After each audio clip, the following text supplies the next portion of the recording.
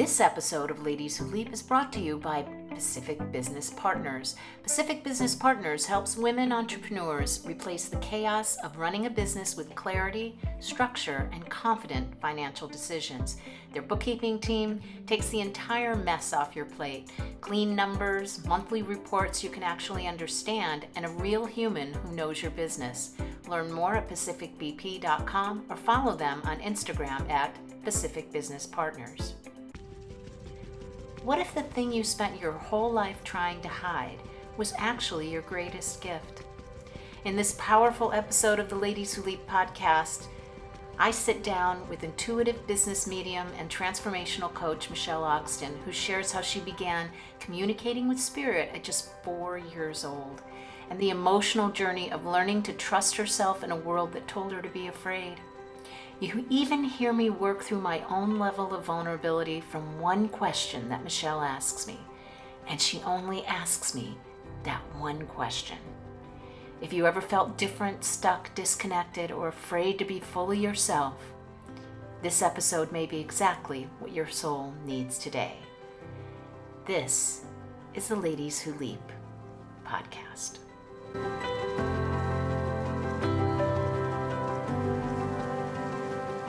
Welcome to the Ladies Who Leap podcast. I am so honored to have my guest today, Michele Ogston. She is more than a coach. She's an alchemist of the soul, helping people transmute pain into power and self-doubt into sacred knowing. A certified ICF coach and intuitive psychic medium, she guides individuals and couples through transformational journeys rooted in self-love, emotional truth, and divine connection. With a profound gift for seeing beyond the surface, Michele helps others dissolve old patterns, reconnect with their inner voice, and step into the lives they were always meant to live. Her work is a sanctuary for the heart, a place where the unseen becomes seen and the unheard finally finds its voice. Her philosophy is simple yet powerful. You are not broken, you are becoming, and your inner light already knows the way home. I love that bio, and I have the honor of being your friend. So welcome, Michele, to the Ladies Who Leap podcast. Thank you. This is just such an honor. I can't believe we're finally doing this. I know. It's been a while, huh? It's been talking about it for almost a year, I think, even. Yeah, it's been in the making for a while. So I think it's like long overdue. I'm glad we're here together. Yeah. And I have the pleasure of knowing you, working with you. And when I say working with her, I mean having her I've had you do a reading. I've been involved in your soul, what is it called? Soul Flow group. Mm-hmm. Yep. And then attending a workshop and that you co-produce in person and even some online. So I've been very much involved in your community, which is so loving and so beautiful. So I always like to start with childhood. Okay, let's go back. Yeah. When did you realize that, I always ask if there was some person or something that happened that prompted you into what you're doing today. Now, I understand some of that story has to do with you realizing as a child that you have a gift as a medium. Can you take us back and how that all came to be? You know, I think a lot of people who are intuitive can probably go back to a childhood moment where they're like, oh, this seemed odd at the time, but now looking back, I can see that that was maybe a sign. And I would say my story is very similar. I was raised both Catholic and Jewish, so I had a very religious upbringing.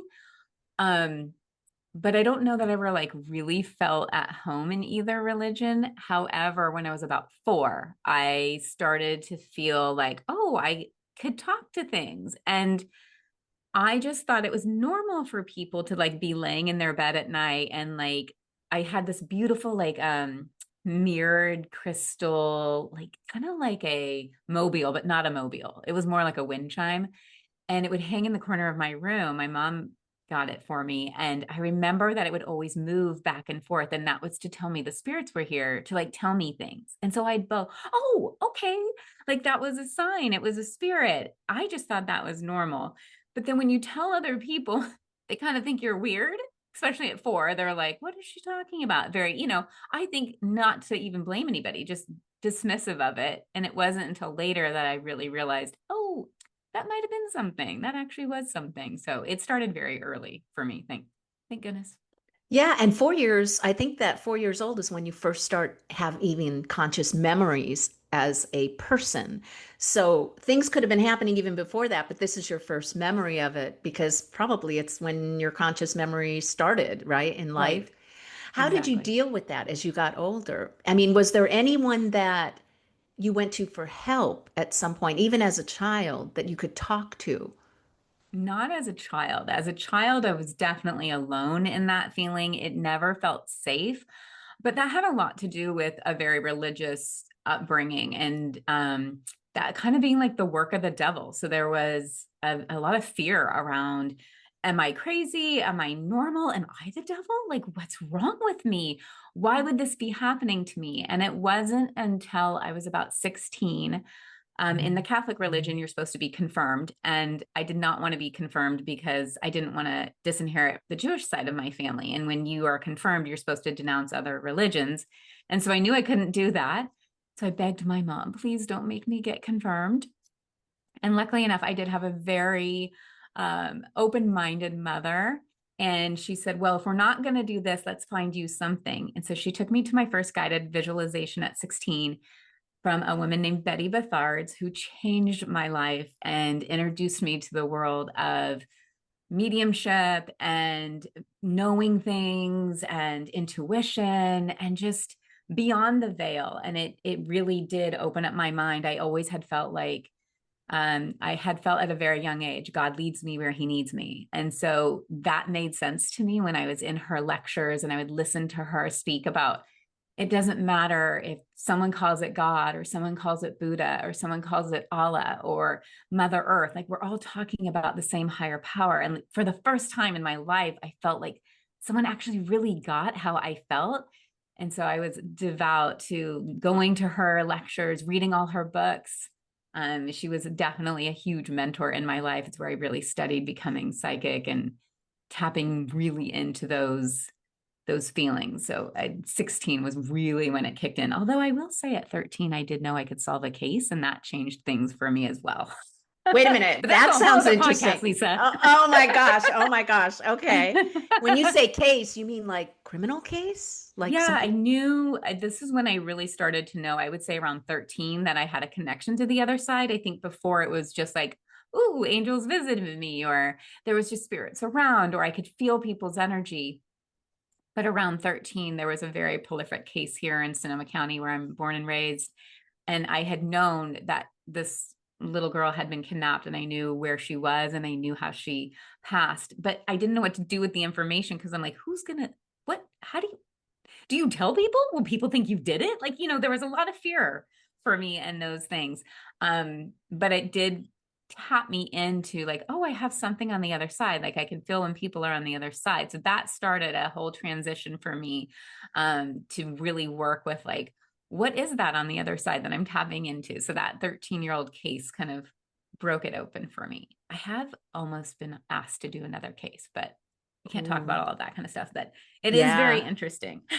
very. And then how fascinating though to have it at least at 16, have Yes. someone, when I ask about childhood, that's the person who really you used as a mentor and to meet that person. And for your mom to be Yeah. so forward thinking, she listened to you then. When you were saying all the things that you were afraid to say, she heard you.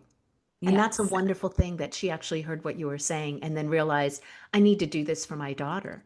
I need to help her to understand what's happening to her, make her feel safe and okay. And that's a beautiful thing. I have to give your Yeah. mom a lot of credit for that. Yeah. I don't even think my mom knew at that time how far it was. She just knew I didn't want to be like in Catholicism anymore. I mean, when I say like we went to church on Saturdays, we went to church on Wednesdays, we did studies after school. Like I was in the religion. So I think when she was like, oh, you don't want to be in the religion anymore, it was like, we have to find something. So thank God she did. I mean, to your point, yes, thank God my mom was able to see beyond just the scope of religion and say, okay, she needs something a little different. And so Yeah. I'm so thankful for that. Oh, That yeah. changed my life. Did you have any other jobs prior to your own business and gaining all those credentials for the modalities you use? Did you do anything Lisa, else? girl, I've had, you name it, I've done it. I was a nanny. I started working at 12. I was a nanny. This was back when could be a nanny at 12, right? So I'm kind of dating myself right now. But I was a nanny at 12. So I babysat from 12 for a very long time. I started working in the medical field at 15. I actually worked in an attic filing when I was 15 for a doctor's office, but went on to manage their allergy lab. So I did medical for a very long time. I had my own medical office management company where that's what I did. I managed other offices. I also did caregiver support. I have done, like I said, you name it, I've done it. I worked in the spa industry where I did reflexology and readings for people. I have done breast cancer mastectomy fitting. So if you're a breast cancer survivor, I work with breast cancer patients and how to fit them for a prosthetic or for lymphedema. Sometimes you have lymphedema after you have a breast removed. So I did that. I did engraving. I have done so many things, let me tell you. Like I said, I kind of have this eclectic career, all of them, though, centered around people and helping people and listening. So a lot of my career, if I had to like find the common thread, was really about being with people, holding space and listening. And in some genre, that's always what I was doing. So And it was interesting because as you were naming each of those professions, I thought exactly the same thing, that there is that thread of you wanting to help others and even holding the yes, space for them. I mean, my gosh, breast cancer survivors and what they have to go through. I know my mom had to go through that. I've had it, but I had, an implant put in, but my mom didn't. And so she had to go through all of those, I mean, all kinds of things. And back when she went through it, there weren't as many choices. It yeah, was very specific. Yeah. yeah, So that leap, and I call it, the leap because we're ladies who leap. When did you leap into saying, okay, I can really do this full time as my singular business? When did that happen? I have to really think. I'm like, when did I really make the leap? When was the leap? Yeah. I would say it was about, I'm trying to think what year we're in. We're in 26. So it was about 7 years ago. I was doing caregiver support for family members who had a family member who had a stroke and they were providing care for their family. And so I had a caregiver support group along with my medical office management company. So that was like my corporate job. And then when COVID hit, it was like, what do we do with the support groups? I was just getting ready to launch a mother support group for women who had children with special needs, because we also worked with special needs children. So I was getting ready to launch that support group. And it was like, oh my gosh, what do we do? Now I had been on Zoom enough to know, like, oh, I think we can move them on Zoom. So we tried to move the support group online and it just did not work. That was when Zoom was very, a lot of people didn't want to learn technology or Zoom. I did a lot of Zoom.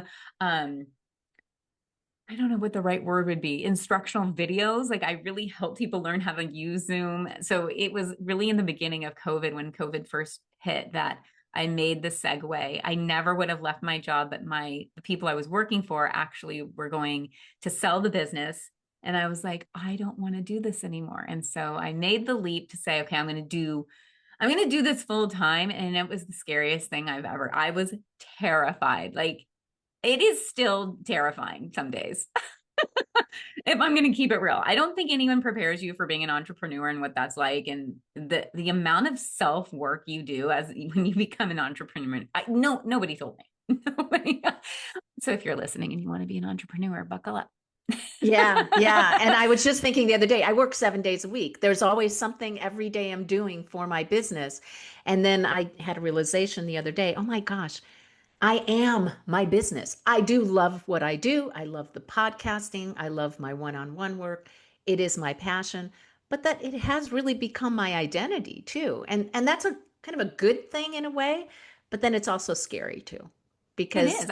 yeah. I talk to a lot. I would say I have like two threads of the business, right? One is very personal and spiritual, and like it's definitely in that realm. And then I have another, like what I call branch of the business that's very much with women and business leaders and how to work with your energy, like the you behind your business. And I always say to people that it is so much more rewarding when your business is of you and not about you.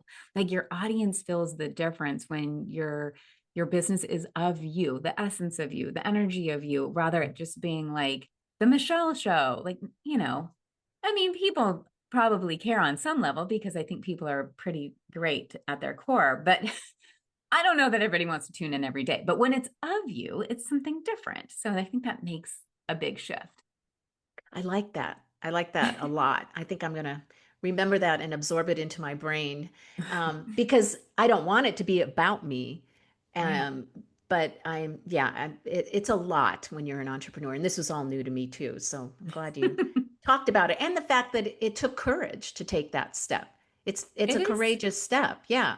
It is very scary. I mean, we recognize, especially when you're coming from a corporate background, how much your security and insecurity rely around money, and what that feels like to say, I'm going to pull a plug on, predictable income that I know is going to come in. I get a paycheck every 2 weeks, and I know I can plan and strategize around this amount to say, woohoo, I'm leaping, as you would say, right? Like I'm leaping into something different that isn't as predictable. And so I did a lot of work around money and my money stories and where that shows up, because there was a lot of connection still of who am I if I'm not home the bacon, right? Like at a certain level or in a certain manner. And it just really opened my eyes, especially as women, like the stories we have around money and where that comes from and how it shows up in our lives. So lots of work around that to be there. A quick word from our sponsor, Pacific Business Partners. Most women founders I know are wearing about 12 hats, and at least 3 of them don't fit. Pacific Business Partners takes the back office hats off your head. Bookkeeping, payroll, financial reporting, marketing strategy, operations consulting, all under one roof with one team that actually talks to each other. Founded by Angelica Wheaton, located in Long Beach, California, they're certified ACDBE, WBE, MBE, and DBE. Find them at pacificbp.com or at Pacific Business Partners on Instagram.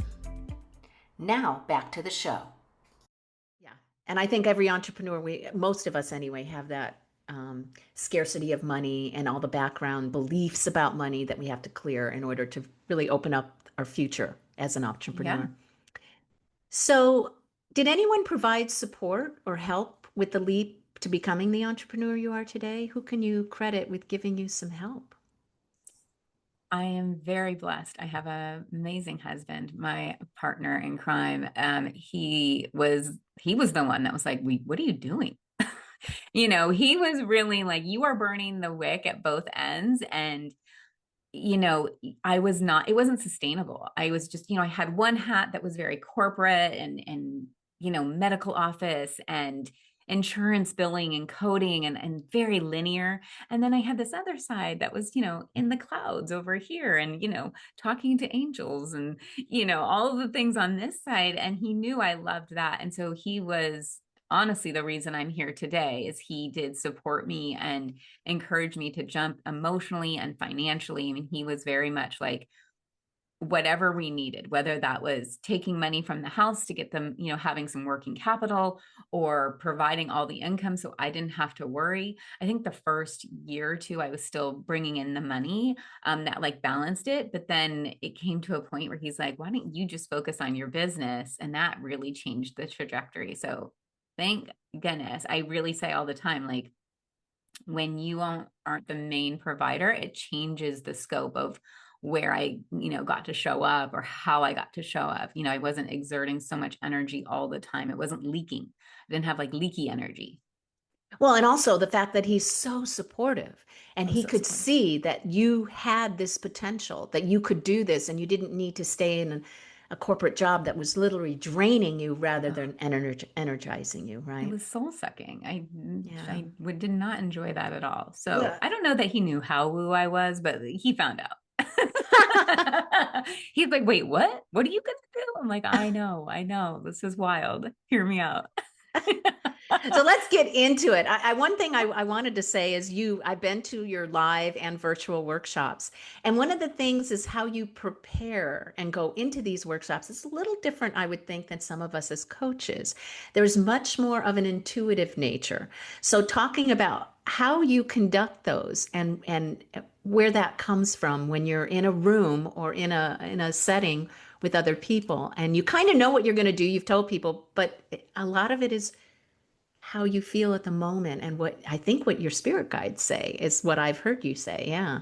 Yeah, I mean, it's what's funny is that how I do things is probably what would have freaked me out in the beginning. And I think it's such a big lesson for people is that I actually could not speak. I could not speak in college. So I had 3 classes left to graduate. I had 2 math classes and a speech class, and I could not do my speech class. So I did not finish college.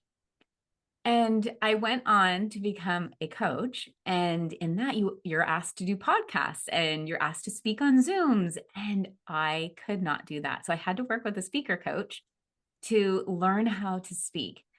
And part of what I learned was that memorizing and like having a format completely took me out.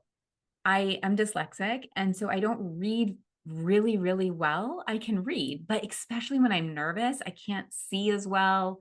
Um, and it would take me out, and I'd be more concentrating on like the content of what I wanted to say or like how it was worded versus what actually needed to be said. And so I learned through working with somebody what that for me there was certain things I needed, like for example, on my desk right now I have a cup of tea, I have a protein drink, and I have water. So I usually have 3 things of liquid around me at all times because it helps me stay hydrated. I channel through my voice, so it cracks a lot when I'm speaking, and I used to think that meant I was nervous, but it actually does not.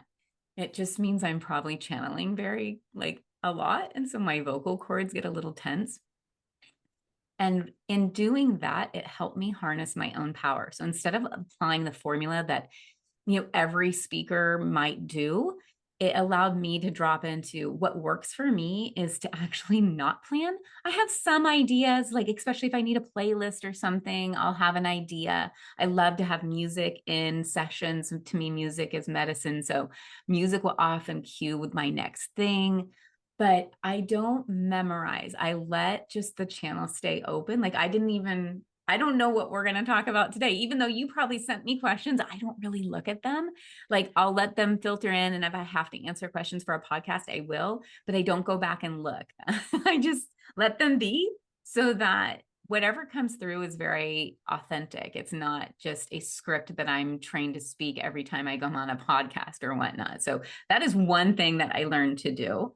I also learned that Gloria Steinem was terrified to speak, and that every time she gave a speech, she would tell people, my voice cracks when I'm nervous. I'm okay, but you might hear that. And so when I worked with the speaker coach, Colin Ryan, if you know Colin Ryan, he's amazing.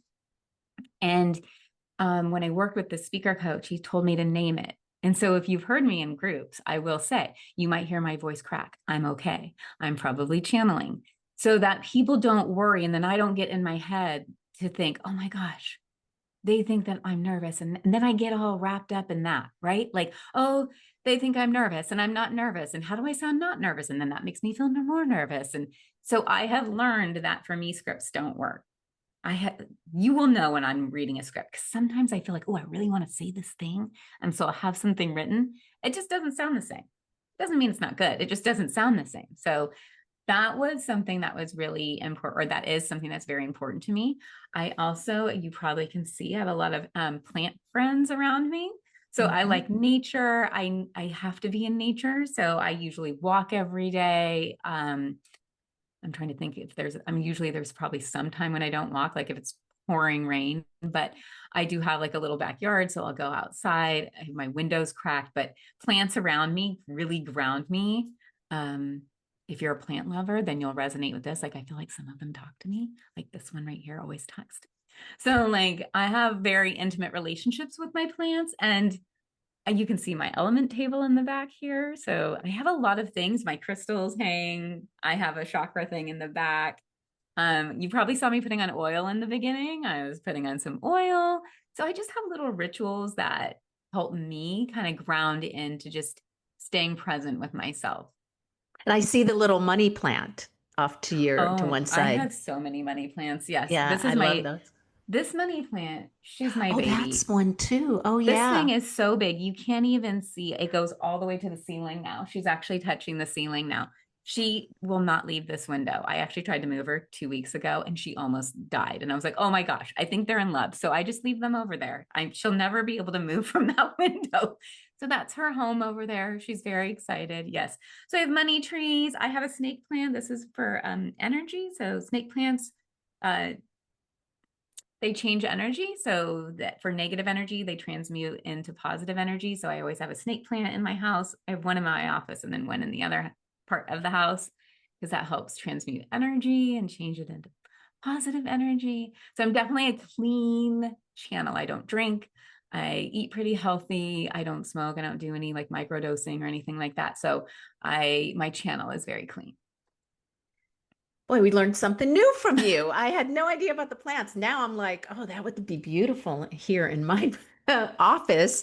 So I'm looking at your plants. I always knew it was a really calming environment behind you, but I didn't really break it down or think about it. So I'm really glad that you shared. And thank you for the vulnerability of sharing about your speaking journey, Oh yeah. because sharing that and making other people who are listening feel comfortable about maybe being in the same place where they're nervous and things, and understanding that you just need to find out how it works for you, Mm-hmm. and Yeah. then go with that, and working with a coach, which is not a bad thing. It's definitely a good thing to work with someone who No, knows. it changed the trajectory for me. I mean, I would now, I mean, you've seen me. I have spoken in groups. I speak on stages. I mean, I speak all over the world. I actually have internationally traveled to speak. So that one thing just changed the trajectory of my life. And it was really being brave enough to lean into like, this is a fear I have, and it's really holding me back because I know I'm meant for more. And I know that my voice is meant to get out there on a deeper level. And the human part of me feels very nervous. So, like, let's work with that human part. So, thank God for coaches. And we'll be right back. Have you ever felt that you should be further along in your life, but something inside you keeps holding you back?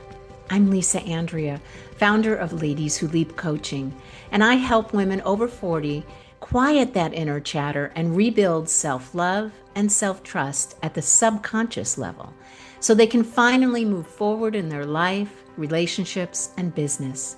Because when a woman truly trusts and loves herself, everything changes. She chooses better opportunities, creates healthier relationships, and actually follows through on what she wants. If you're ready to leap or know a woman who is, go to ladieswholeap.com and click on the Let's Connect button to set up a call. Let's get back to the show. So you host beautiful and inspirational retreats in Maui for many years. Can you talk about that experience and what it's like for your attendees? Because I think one of them's coming up also. Yeah. So, the next retreat is in June. I usually do one a year. This one, it will be in June, June 26th. Well, first of all, if you've been to Maui, I probably don't need to say much. But if you have not been to Maui, let me just set a little bit of the stage. I feel like Maui is my retreat assistant. I do actually have a retreat assistant. She's one of the doctors I used to work for, but we've switched roles now. She's my assistant instead of me being her assistant, which is very sweet in itself, very full circle. But Maui in itself is definitely a retreat assistant. You know, she dictates the weather. She holds energy for people. The Aina itself just has a magical, like medicine feel to it. We usually go to a place, we've always gone to a place called Lumeria Healing Retreat Center, and that's in upcountry in Maui, and it's built on a crystal grid. And so just stepping on the property itself, you feel like you've been transported in time. There is this beautiful, reverent, kind of very grounding but powerful energy to the establishment. It's been there for many years. Kings and queens from Hawaii actually used to come over to cross over there. So it's kind of like what you would think of maybe like hospice these days. Is like it was kind of like a hospice house. So lots of energy, palpable energy there. And what we do is it's usually 4 days, 3 nights, and we do a very transformative experience with lots of different modalities. So usually depending on the group, I'll curate something very intuitive. Everything's very intuitively led, as we just talked about. But I always have what I call an opening night circle where we really set the tone for the retreat. We break bread together. I think there's something very intimate about sitting with other women in circle like we used to do and just sharing our stories or just listening and being in community. There's something just unbelievably reverent about women sitting together in community. I think there's nothing like it. And so we really set the stage for the evening, and then we go right into the evening into something usually very powerful, like a soul flow class, or I've done tea ceremonies. I'm trying to think, we've done painting parties where we paint each other's bodies. We have done, I mean, you name it, we probably have done it, but we do like a very grounding experience that just really sets the tone for the retreat. And then I usually have 2 days that I really call like either going to church is one day and then the playful day. So the going to church day, we do a lot of like powerful activities. We usually do breath work, and I have a doctor come in. She leads breath work, David Elliott's breath work. So if you're a breath work person, you're going to be like, oh, yes, the most amazing breath work. If you haven't had a chance to do David Elliott's breath work, I'm also certified in this, but when she does it, I'm like, her medicine is just amazing. She does the best breath work classes. So we do something like breath work, and then we'll do psychic readings where you get to sit in person and witness readings that are incredibly powerful. So you get to not only be in the collective energy of your retreat sisters, but you also get to like have space held for you. And then we do something kind of like healing after that, which is usually like a chakra balancing class or a women's circle where we just take care of you. And then we usually have dinner, and then the next day we play. So we take it down a notch. Kind of, I think that one day is like cracking you open a little bit. And then the next day we kind of like, you build yourself back up. And we usually, if we can get off the property, if Maui agrees with us and she says you can go play, then we'll get off the property and go play. Sometimes she has told us, no, you are not getting off the property and you will stay here. And so we stay there, and we will do something a little bit more like we'll walk the labyrinth. There's a labyrinth on the property, or we will do something like tarot cards all together, or I'll have you learn how to tap into your own intuition. So I teach you about tapping into your own medicine. And then the next day you get to do like a closing loop circle, and we head off, and you get to integrate and implement into your own life. So very transformative, all women, small retreats, very into small retreats. So not a large group, very small, intimate groups. Sounds amazing. I'm sitting here going, oh, I can just imagine myself being there. Oh my gosh. Yes. And I have to say, I've had you do some of my readings. And just to give people an idea, some people go, oh, readings, oh, you don't believe in it or something.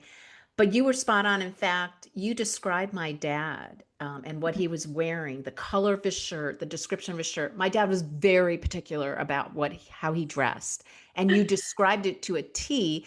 And he said something to me through you that is something I've never I've held inside. And he apologized for something, and I held it in all that time. Nobody knows about it. And when I got that apology, it was huge for me. What was that, Lisa? Oh, I don't know if I want to share. All right, we'll hold space for you until you're ready. Yeah. That's my vulnerability issues that I still have to get over. No, I think he apologized for the fact that he didn't really treat me well after the divorce, because he treated me badly because I reminded him of my mom. So he took a lot of it out on me when we would meet. And when I asked if he would help pay for college, he said, nope, my financial responsibility, he didn't even say financial. He said, my responsibilities end when you turn 18. And so I took it very badly. And I don't think he meant it that way, but I did. I took it like, well, he doesn't want to have anything to do with me after I'm 18. Mm-hmm. And he never apologized for that, even though we didn't talk for quite a few years. And then I called him and we reconciled, and we were really close in the end before he passed. He never really apologized for that. And it was really nice to hear that. That's so interesting. And this is, a good point is I don't remember the reading. So I always let everything just filter through. So if you are vulnerable in that moment, I don't have to remember, and you don't have to like worry, oh, Michele knows this thing. I don't hold on to the energy. I just let it siphon kind of through me. And then whatever you need to hear, you get to take or not take, and we move on. So it's interesting that you've had that one for a few years of like, I remember when you start talking about it, I'm like, oh yeah, I do remember it. I do remember Well, that. and thank you for asking me to share it and allowing me that space, because I grapple with vulnerability and sharing my private information. And it's something that I can share. It's not that much of an issue. So you helped me in some way just now. So thank you. Well, I think it's so important because your readers, see, I'm like so old school. Your listeners want to know about you. And so I always think like you're the host, like let's hear about you. Like what was it? Like share something with us. We want to know, Lisa. We're here to like hear you. Thank you. I'm going to take that and digest it and work with it Yeah. going forward. Which brings me to my next question, which is, Okay. do you have a particular client or someone that you worked with that you were very impactful and they had a very big healing process? Can you recall any? And I don't want to put you on the spot, but it would be great to hear a story that you've experienced with someone that worked with you. Hmm. This is actually a very challenging question for me because one, here's my vulnerability. I struggle with like I don't want it to look like I'm bragging, right? So like I can feel that energy very present right now. Like, ooh, I don't want this to sound braggy. And then the second part is there, because I've been doing this since I was 16 and I'm 52 now, or I'll be 52 in April, that there's been a lot of people that I have been fortunate enough to experience and allow them to be in my energy. And I think most importantly, be in their own energy of having them get to experience their own magic. I think there's nothing like that when you see someone that you've been working with, like that really doubts themselves. And then all of a sudden you're just like, they're blossoming into like themselves and they know themselves and they know how they feel. I can think of a couple. So it's challenging for me to pick one. But I can say in general, I've helped a lot of women coming out of relationships. So my husband even tells me, you're going to get a reputation as like the divorce coach. And I'm like, I know, right? Like I tend to help women really going through that transition, either that they haven't left their marriages and just trying to decide what works for them. Like I know a big question that a lot of, including myself, women ask, like, is this it? Is this it? Like, is is this what my life is going to be? And there's a lot of questioning in that. And so I tend to work with a lot of women in going through that transition. Um, but I think some of my most impactful ones have been honestly around suicide and where people have had moments where they're not sure what their next decision is going to be and holding space for them in that. And as I am not a therapist, so I don't want to like tote like I'm a therapist. I am not a therapist. I just have been fortunate enough to be somebody that has been there in the moment when someone's really contemplating what is my next decision, and is that life, is that death? And sometimes that does not work out. I haven't lost clients, but I have lost people to suicide. So I have lost my own connections to suicide. So I do know what that feels like. Um, but I have had many clients been at like kind of a crossroads, a darker crossroads of like, I just don't know if I can do this anymore. And what does that look like?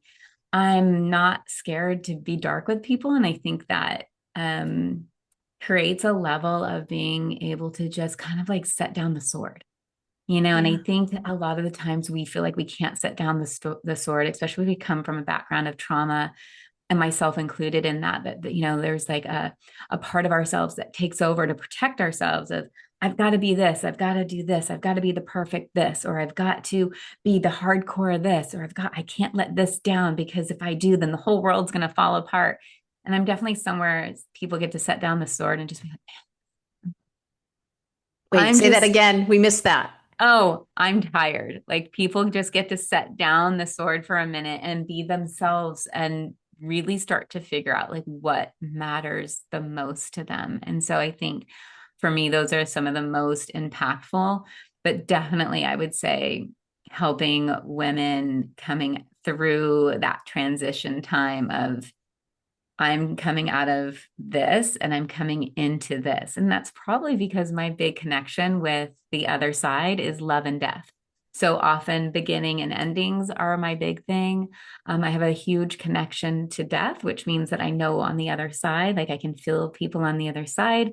But that also means that I know on this side some of those things as well, which means I know love, the opposite. Whenever you have a connection, whatever the connection is, you always have the opposite connection because that's one of the laws of physics. You always have an equal and opposite reaction. So I can feel love and I can feel death. So I think I just naturally draw in people with relationships and dating and all of those things, which is why I'm also a relationship coach. So again, lots of certifications, but the self-love coach is kind of what I lean towards because it's all kind of it's like a big umbrella. It's like a big soup is what I like to call it. Yeah, and I went to one of your relationship workshops where we Oh, looked at ourselves and what our values and what you went through some great exercises, and I still have a copy of that, and I'm the still values single right exercise. now. Yeah. But I have to pull it out and really look at it and absorb that too.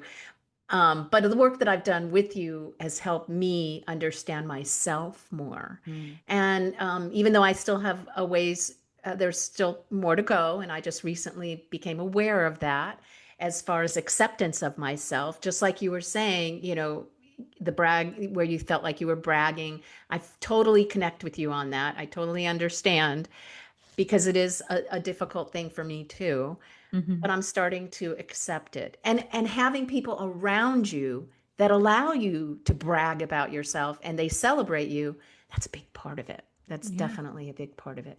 And yes, when you said I'm tired, it's exhausting Mhm. holding everything together. Yeah. And we shouldn't have to do that. We should just be ourselves, live a fulfilling life, just be ourselves authentically to everyone. But it can be difficult. So thank you for sharing that. I really appreciate Yes. it. Yeah, Yeah. of course. So the last thing we ask is your favorite quote, mantra, or positive affirmation with the audience and kind of why you choose it, or if it's just something you live by every day and why. Um, okay, I have two.